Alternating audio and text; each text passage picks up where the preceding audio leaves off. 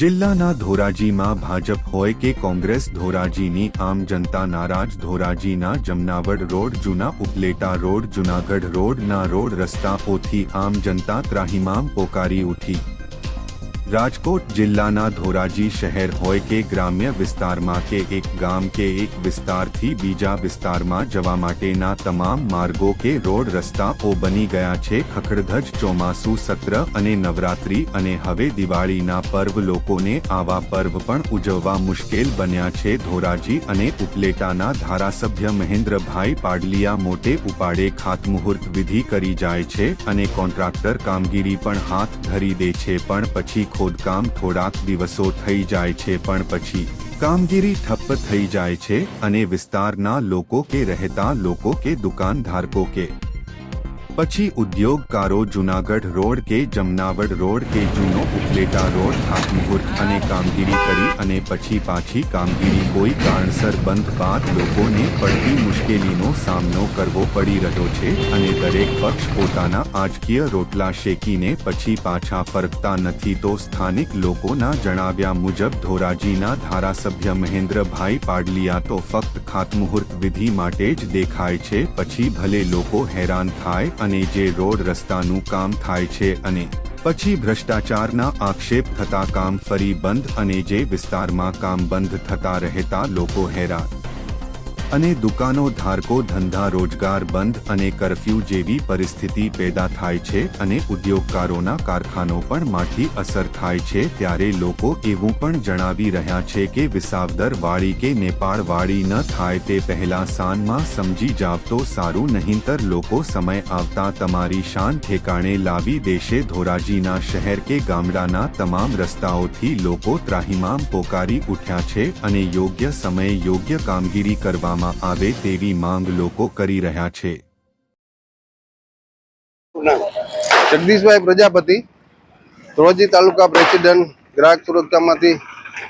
આ રીતે અત્યારે અમારું કારખાનું પણ અહીંયા જુનાગઢ રોડ પર આવેલું છે। ધંધાર્થીમાં બહુ તકલીફ પડે છે। બેરોજગાર 2 વર્ષ થઈ ગયા। આજે આ ઓવરબ્રિજ બનેલ છે। ઓવરબ્રિજ બન્યા પછી આજની તારીખે કોઈ કોન્ટ્રાક્ટરો હજી કોઈ સામું આમાં જોતા નથી। અમુક કામ થઈ ગયા પછી અત્યારે 6 મહિના કામ બંધ પડ્યા હોય છે, તો પણ એના હિસાબેથી કોઈ પરિસ્થિતિમાં કોઈ કઈ ધ્યાન દેતું નથી।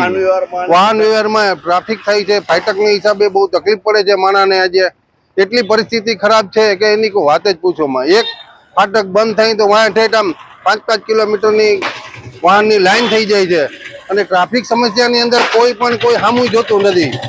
કોઈ નિકાલ કરવા કોઈ ન આવે, માણસો એની રીતે બિચારા ઘૂસવાઈ જાય, કોઈ ભટકાઈ જાય, કોઈ પડી જાય।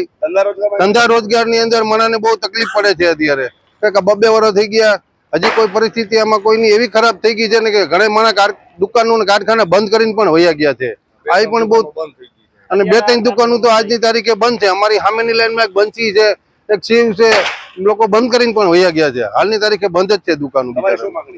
અમારી માંગણી એવી છે કે હર કોઈ અત્યારે આ પ્લાસ્ટિકની અંદર કે અથવા જુનાગઢ રોડ ઉપર બ્રિજ જલ્દી ને જલ્દી કામ કરે અને જલ્દી ને જલ્દી કામ કરે એ અમારી માંગણી છે। અને રોડ પેલા કરે એ પેલા પરિસ્થિતિ અમારી બહુ ખરાબ થાય છે। અત્યારે રોડની પરિસ્થિતિ એવી ખરાબ છે કે હાલ માણસ અત્યારે એવી પરિસ્થિતિમાં છે કે માણસને અત્યારે કારખાનેથી ઘેરે જવું હોય તો હાંજે બાવા જેવો થઈ ગયો હોય।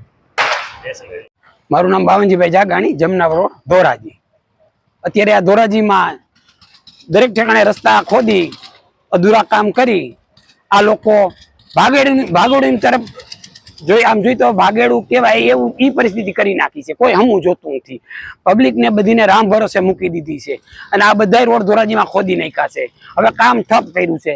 એ લોકોએ હવે જે કાંઈ થયું કે ભ્રષ્ટાચાર હોય કે જે કાંઈ હોય, પણ પબ્લિકને અત્યારે આ ખાઈમાં નાખી દીધી છે અને પબ્લિક અત્યારે હેરાન છે અને અહીંથી ડાયવર્જન કાઢ્યા છે તો ડાયવર્જનના કાંઈ બોર્ડ કે ઠેકાણા નથી, એટલે પબ્લિક બેફામ હેરાન થાય છે।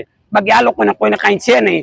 ઉદઘાટન કરવા આવે ત્યારે રોડના ખાતમુહૂર્ત કરે ત્યારે હોબાળો મચાવે છે, બાકી ઈમાયલું કાંઈ પછી કરતા નથી અને આ લોકો બધા ખોવાઈ ગયા છે। 2 મહિનાથી આ પરિસ્થિતિ છે। હવે જો આ યાતનામાંથી ઉગારો તો સારી વાત છે, નહીતર પછી નેપાળ વાળી થાય અને કાં આપણે વિસાવદર વાળી થાય, એટલે પરિસ્થિતિ પબ્લિકને અટણ હેરાન પબ્લિક થાય છે। નેતાઓને અને સત્તાધીશોને બીજાને કોઈને કાંઈ ઉપાધિ નથી। હવ રીતે આરામ ફરમાવે છે, કોઈને કાંઈ ભાજપ અને કોંગ્રેસ બધા અમારા હરખા થઈ ગયા ભાઈ, કોઈ કઈ કરતું નથી. બધા ડોકા કાઢી અને ઉદઘાટન બધા આવ્યા હતા, બધા ભાત ખાવા. બાકી તો ભાગ બટાઈ હોય હું હોય રામ જાણે, આ બધા વીઆઈ ગયા હે. તે પછી કોઈ આવ્યું જ નથી. પબ્લિક જીવે છે, મરી ગઈ પબ્લિક, ગઈ તેલ વાળી થઈને માય. હવનું કર્યું છે. હા ચોક્કસ, તો જ થાય ને. આમ ભ્રષ્ટાચાર હોય તો જ થતું હોય ને. નકર કઈ દબાણ કરીને આવા રોડ ગામમાં રોકાઈ ગયા તો હું આ લોકોને ના ખબર હોય કે આ રસ્તા ના કામ બંધ છે, તો એ લોકો દબાણ કરીને આ કામ ચાલુ ન કરાવવા જોઈએ. શું તમારી માંગણી છે? અમારી માંગણી એક જ છે, ટાઈમ ટેબલ આ રોડ રસ્તા કરાવો. નકર કોક મરી જાય ને કોક ના બાયડી છોકરા રખડી પડી છે. એટલે આ પરિસ્થિતિ બધી ગંભીર પરિસ્થિતિ છે ને. આ લોકો અમને બાન પકડી લે એ પરિસ્થિતિ છે. અહીંયા એટલા વેપારી છે, એના ધંધા હકેલાઈ ગયા, રહેણાંકવાસીઓ છે, એ લોકોને ખેડૂત એરિયો છે. કોઈ નીણ પૂરો આવ્યો ટ્રેક્ટરમાં, કોઈ ખાતર સુપર આવ્યું, કોઈ માલ અમારો તૈયાર થયો ઈ આવ્યો હોય, એ બધું આમાં કઈ રીતે ઘર સુધી પુગાડવું, કેમ પરિસ્થિતિ આ છે અમારી.